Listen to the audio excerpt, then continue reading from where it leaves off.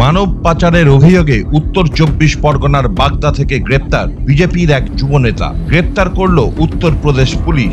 সোমবার বিকেলে তাকে বাগদা থানার গাঙ্গুলিয়া থেকে ধরা হয়। পুলিশ জানিয়েছে ধৃতের নাম বিক্রম রায়। সে বাগদার যুব বিজেপির সাধারণ সম্পাদক বলে জানিয়েছে পুলিশ।